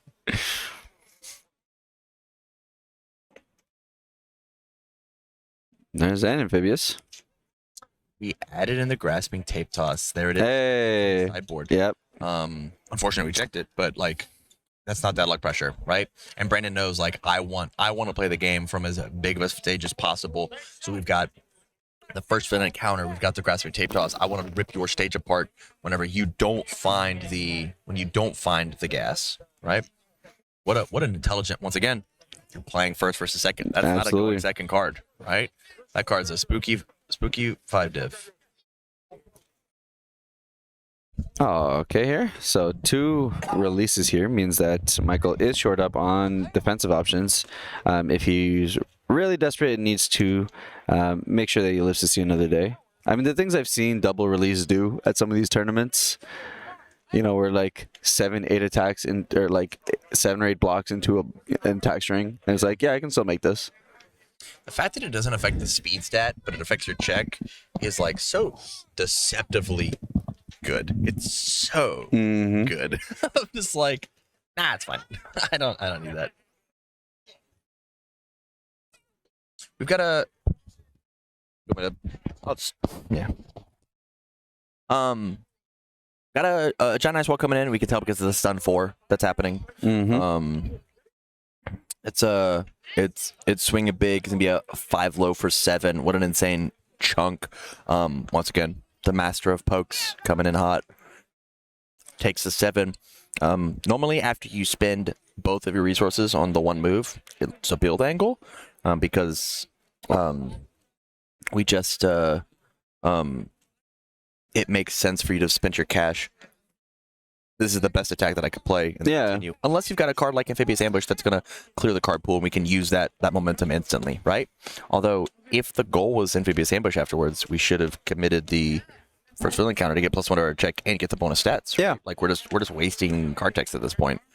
Unless the plan was after this. Yeah, so effectively, getting Michael 1 posted up foundation here. That was a crazy choice, I think. Yeah, eh? So we using the release. We sent up a ready foundation. It wasn't even the fact that it was released. It was ready. Oh, was it ready? It was a readied release. Oh no, it wasn't. It wasn't. No, I don't think. Yeah. Okay. Yeah. My brain said we had a release ready, and I was like, Yeah. Okay. So jammed our momentum down, added it back to hand. Oh, that's such a good combo. Right. Oh, it's such a good combo. Oh my god. That is a reason to play the Oh, it's so hot.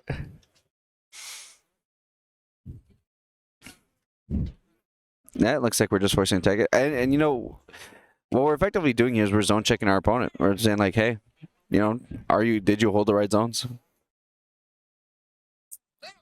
I mean, there's no way we play another attack, right?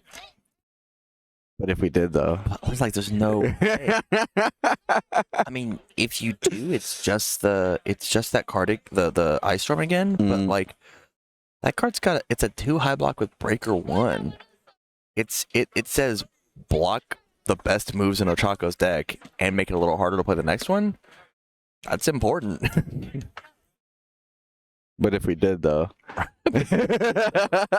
If we do and we didn't play the first villain counter, I'm gonna mold. Okay, all right. Going for all right, being sensible. I appreciate it. I appreciate it. I mean, hey, we're playing for a lot of amazing prizes here. Absolutely, right? No reason to make game 3. Let's play like a real game of universes, especially because we didn't review a card. Yeah, that means those were attack cards. Yep. We're slinging. If we did do 15, we're gonna be in a world of hurt. No, there's a ton on the line here. Not only do we have the gorgeous regional pricing, which tops off with the contender and champion for Heatwaves, but at GenCon, for every spot you go beyond in top 16, you get additional GenCon promos. And we've already seen how beautiful they are. Yeah, absolutely gorgeous. Yeah. And I mean, not to talk about the secondary market, it's going to be a little pricey if you get the bonus, right? Very collectible cards. You get that 5th meteor shower. It's gone. that's not one you keep and give to grandma as a Christmas present. That's 2 Benjamins in your pocket minimum. Got to see your Garduda. Speaking of looks like we're just gonna take it. Yeah. And going to use EFB to draw 2, then gain the 4, netting 2 life, drawing a card. Makes sense to me, right? We got smacked, and we got a card that says we get to mitigate that just a little bit. Like the life character's essentially got a super rejuvenation that draws cards. Yeah, that's red. That's pretty cool.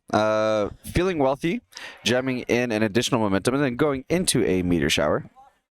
Yeah. Speaking of meteor showers, right? Here it is. This is a pretty dangerous spot for us to be in. We get to, loop this card significantly. If we have a meteor shower in our discard pile, we currently have the ability to play 3 of these. There's 15 more damage. We find 6 more damage in our hand, which is very doable. Like 1 frog lashing does that. There's the game.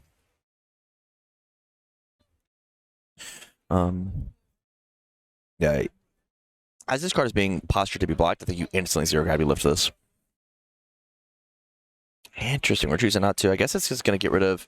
It's probably the... It looks like... I cannot tell. I don't think that's the giant ice wall. No, it's something that full blocked, so... we're going to be passing the torch here. So we didn't use the zero gravity lift on the meteor shower. What could you possibly want a zero gravity lift instead? Like the idea was, if not this, then what? Yeah, Back alley? I mean, maybe. You know, they're called meteor loops for a reason, so interesting to see that we opted out of it. No. It also might be like the first one in our discard pile. We find another one next turn, and then now like, oh, I got one on my discard pile. I'll just play the game. Go ahead and do it. Right. Yeah, so I guess like it might just be like a setup play, and he knows what's in his discard pile. Obviously, he's a little closer to the cards. And once again, right, like we're seeing how good the life symbol is at playing out this big stage, and Ochaco is at clearing our card pool. We as Ochaco have just as many ready foundations as Brandon does. Our life's a little less, but like tempo advantage wise, when it comes to game state, we're just slightly ahead, sacrificing the 4 health to do so. We're in the tank here for Brandon. Considering how to open, and probably just the stun 4 again. It makes sense for it to be that. Yeah, especially considering we have the momentum to be able to go for another 2 after that. Absolutely. No, it looks like we're opening up with Frigid. I mean, that makes sense. Get as many resources as you can. It's kind of like that idea of the cement toss. Yeah, let's draw and then figure out what our best lines are. Yeah. All the available all the available knowledge that we have, and I mean, still putting +2/+2 stun 2 on this does not feel bad. Discard 1, miss, hit. Those 2 foundations that would have been exceptionally helpful. Yep, making a sound would have been fantastic on the board. Yeah, even if that was just the 2 cards that you drew, I'd have been like, this is a win. Yeah. Yep, I'll build the best. All right, go ahead. We'll try again next turn. You don't get momentum. Let's try again next time, lady.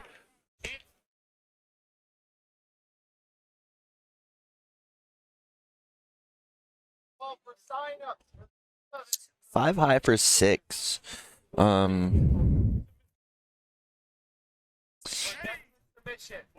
Opt to do the +2/+2. It's interesting. Like one of the big things that has pushed Water Todoroki over the edge is Cannon Blast, and we have not seen one a single time this entire match.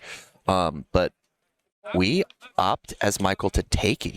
We said we'd rather die than block with the cards that are in our hand right now. Yeah. Frigid Heat Wave, you can have that one. That one doesn't kill me. But this Amphibious Ambush. Ooh, another amphibious. That hurts. Once again, we're just refusing to commit that first fill-in encounter. We are going to be committing at least 1 card because I mean this is on a 5 diff, right? There are 0 water cards that have 6 checks until set 3. We've seen the amazing Eraserhead ones. Like why are we not? Are we not? Yeah. They would have been at Mike would have been at 8 health, a little more pressure, and like we would have not committed any, or we would have committed 1 less resource, right? Yeah, maybe he's just seeing a line that we're not seeing. Maybe. Of course. Amphibious here are going to be able to kick out the Frigid Heat Wave, put it down into momentum. We know there's still the giant ice one. I think I saw another Frigid actually. So Interesting. Frigid would be very fast. yeah, so he's doing what he'd done in game 1. Slowly, potentially could be sculpting out his hand and then holding for a big aggro turn. Presumably come the next turn. But it's tempting. Michael is at 9. Yeah, if you smell blood in the water, it makes sense to want to, especially when Michael's like trying to commit his own resources. But like that's like I committed to draw a card. Is that out of I feel safe and I'm gonna block with this card in my hand? I want extra review bait, or am I digging because I gotta block this card, right? And so I mean, there's that subtlety of what is the plays that you're making actually telegraphing, because like there's a language that we have as we play this card game, this nonverbal communication with each other of what is going on, why are you making the decisions that you're making, right? Mm-hmm.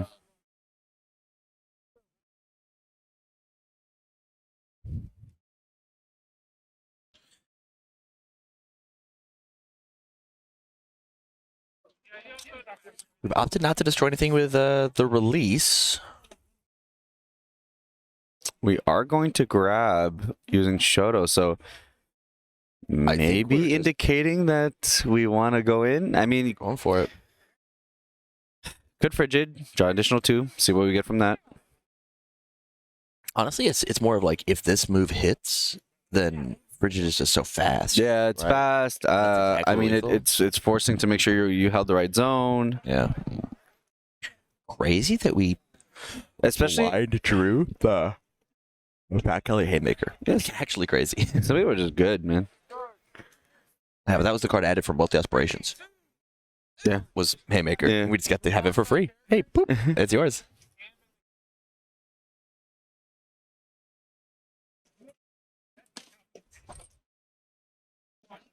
I'll have to commit for the +1/+1, -1 to the difficulty of the next one. Okay, so he opted. It was more important to have it here rather than the previous one. Mm-hmm, mm-hmm.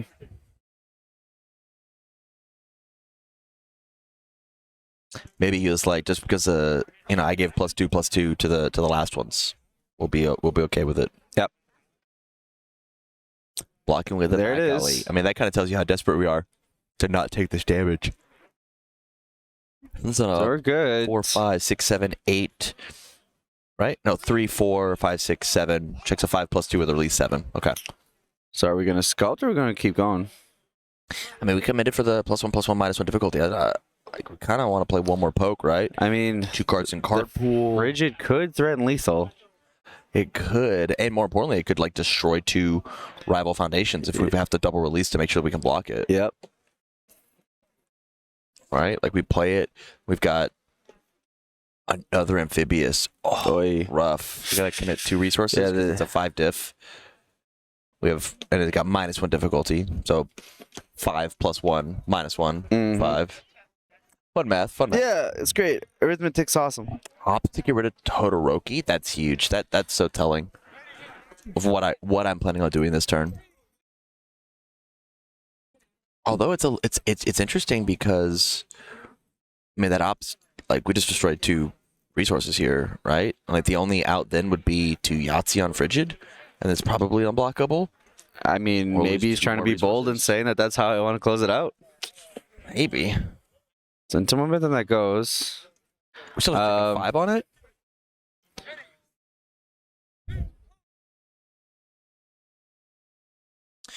Be 5, 6, 7, 8, 9, 10, 11, 12, 3.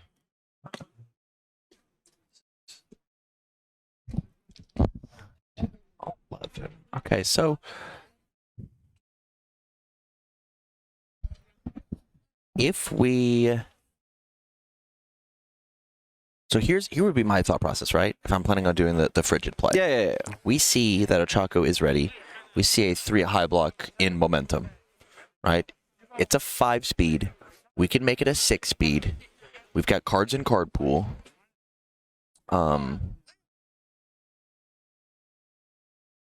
Okay, we've got cards in card pool. So now you just do math, right? It'd be a 5, 6 speed, 7, 8, 9, 10 for each card in the card pool. 11, 12, 13 from the 0. Oh, Just not checking well at all. this is okay. We're going to add another card into the card pool and say you've got to have a low block. Yeah. I mean, you didn't have the highs. You've been half blocking. Right. So do you have the low? Destroy for Release. +2 to the release. It's going to get +5. The partial block still lets us survive. We'll Our go to 1. second release. If we just have like another tight-lipped, right? Or are we just, do we have it or are we just going through the motions? 4, 5, 6, 7, 8, 9, 10, 3, 4, 5, 6, 7, 8, 9, 10. Yeah, we can't fail it. Yeah. And I mean, Michael's just been checking incredibly well the We'll go entire to 1. game. The cardinal send. We can't play another Yeah, attack. that's it, right? Dang. And just hope Michael draws dead? I mean, you're Yeah. talking about it. Double release. Yeah. It's the only reason that this turn is. Oh, yeah. This game is still yeah, happening. it's busted. Like, Yeah. it's so good. Yeah. Ooh, checking the Ice Storm. Best card in his deck. Yep. Sadly failing him there. Okay, let's see if Michael can punish. We have 4 foundations and a 0 gravity lift. 21 is the incredibly easy. We draw 4 attacks and do 21. Ochaco does 21 before eating breakfast. Yep. Yeah. So we'll just have to see if he drew it. We did see a meteor shower, so that's one. Meteor shower would be pretty dope here for sure. We would be able to loop somewhat here with it. We could get 3 of them, as long as we could play a second card. I think it really depends on what are we allowed to. Do we have 2 attacks? 2 attacks mean that we get to pop off and play 3. 1 lift, 2 add. Sorry, if we have 3 attacks, we get to play 3. Right? No. Yeah. 1 other attack. Because that first... No? 2 attacks. Game's hard. All right. Game's hard. We have to have 3 attacks in our hand, including the meteor shower, to get to play 3 meteor showers.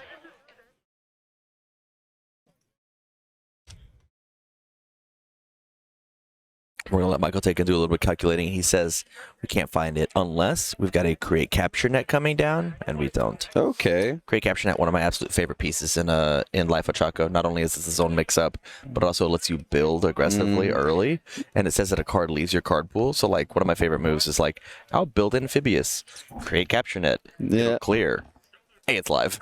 Hey, Yeah, it's on. I think the biggest thing for me also is that it's effectively a way to get an instant speed usage out of one of your foundations. Right. And I think that's so incredibly valuable. You know, Yes. like so many times I could think, you know, it would be really good here, and like, you know, EFB or any other card that This like card in my hand. yeah, this one. If I had it on board right now, Right. you know, I'd be in such a good position. Just slam So it down. the ability to be able to utilize it that way makes it incredibly advantageous. Very cool. It's very, very cool.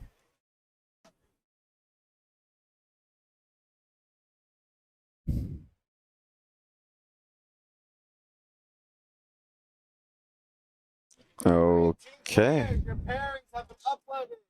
Your first So first play is for G-Wave. He doesn't miss on that tried and first play frigid. Yeah.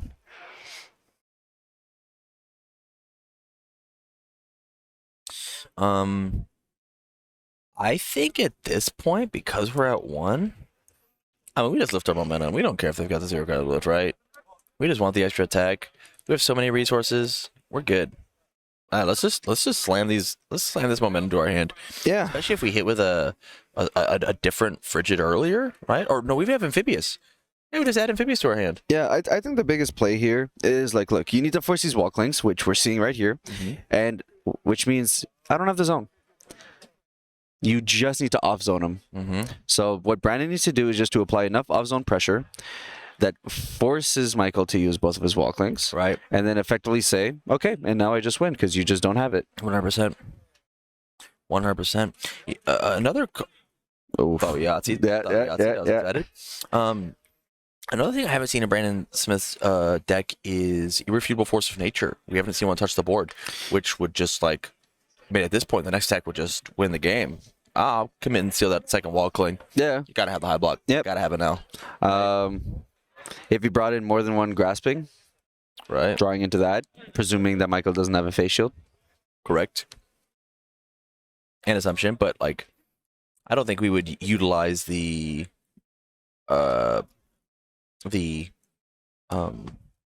wall cling if we had the face shield, right? Because we want to block anything. Presumably not. Yeah. Pool. Yeah. We want to do that first.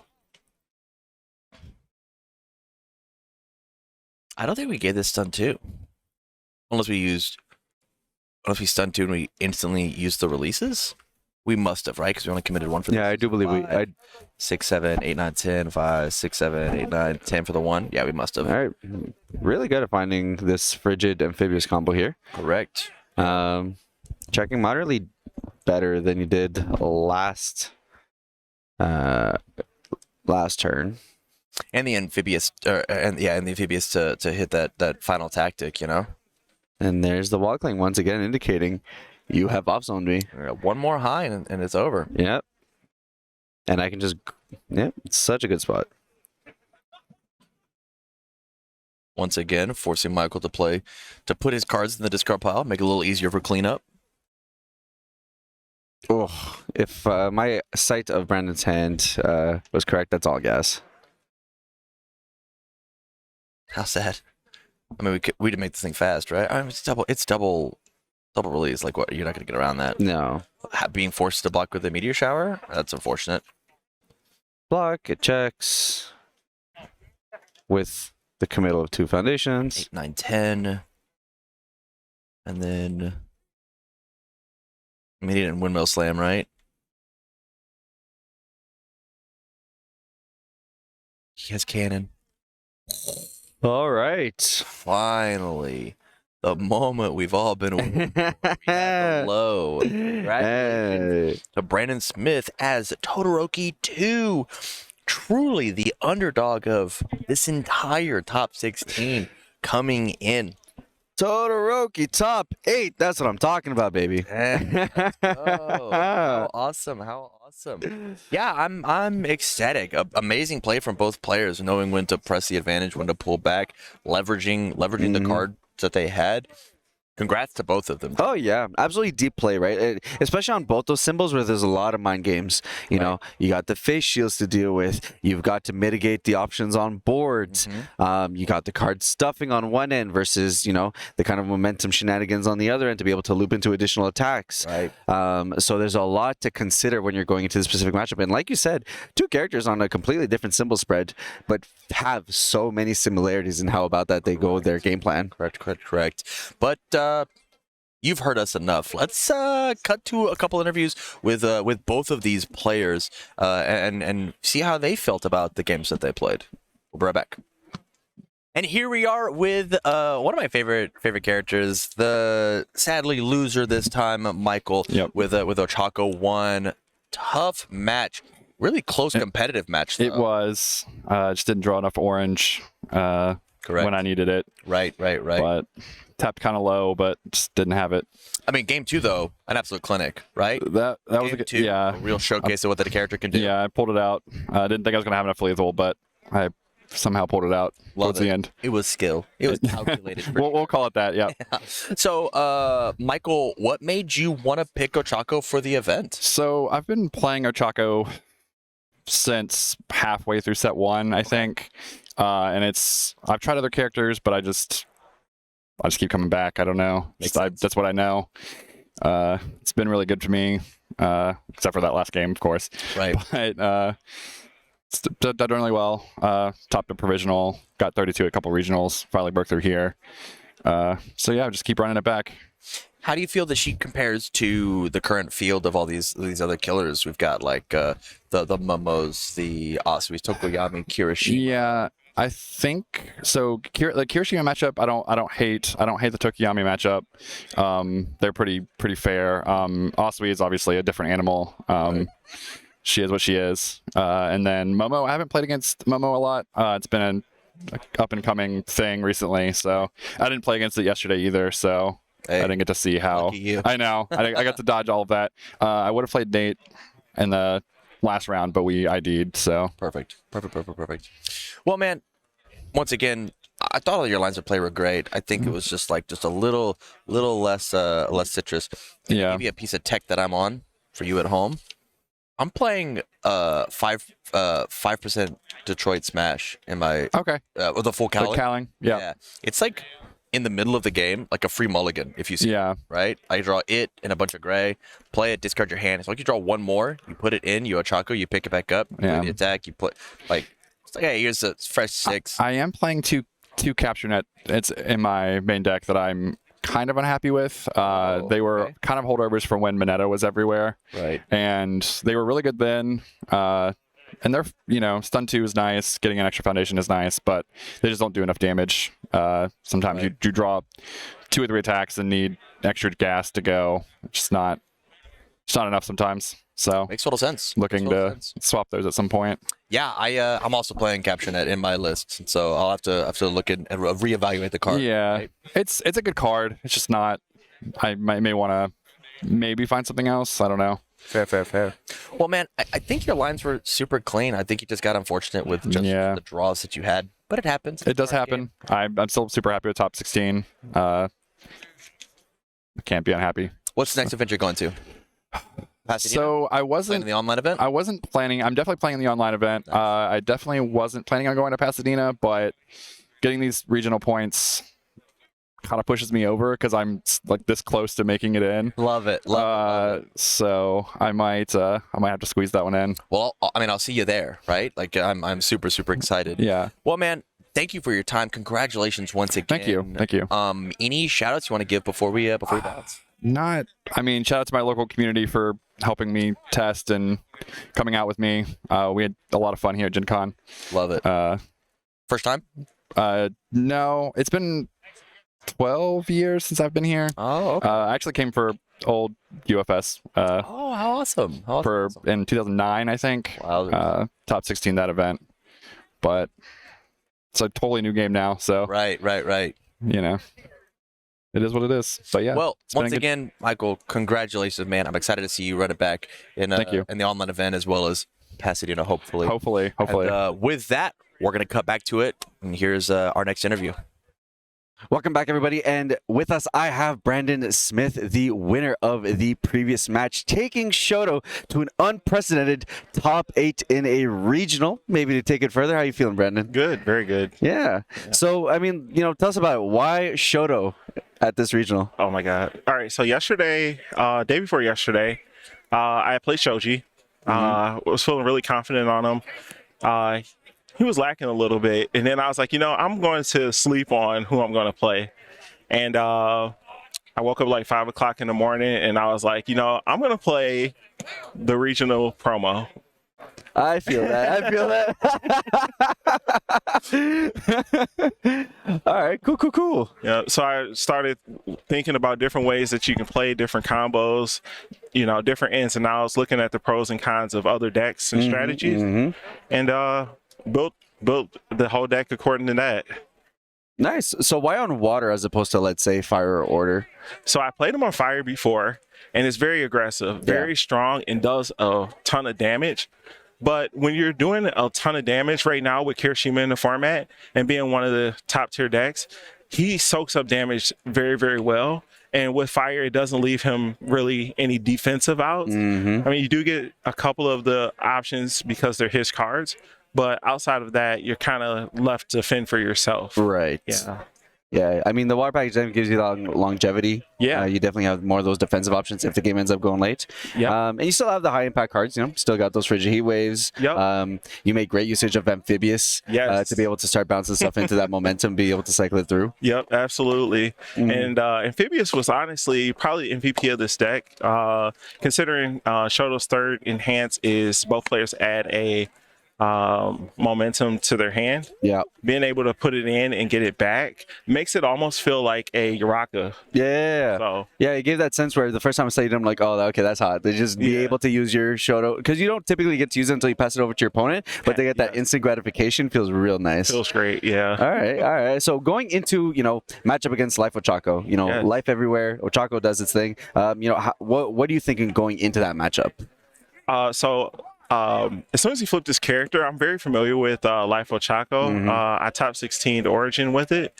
And so I know its strengths and its weakness. He was playing the loop deck, or a variant of the loop deck. And I also tested it with that and against it. And so I was confident in the matchup. And because we're both kind of trying to do the same thing, he's trying to put things in his momentum and pull them out. I'm trying to pull things out of my momentum and pull them out. So I was confident about the matchup, but when you get to this level of play, the players are absolutely insane. Yeah. Awesome. Okay, so going into top 8, where's your head at? Where's that headspace going into potentially some of the most critical games of the day? So I'm excited. I'm a little bit nervous, and I just hope that I can keep doing what we're doing. Yeah, I'm very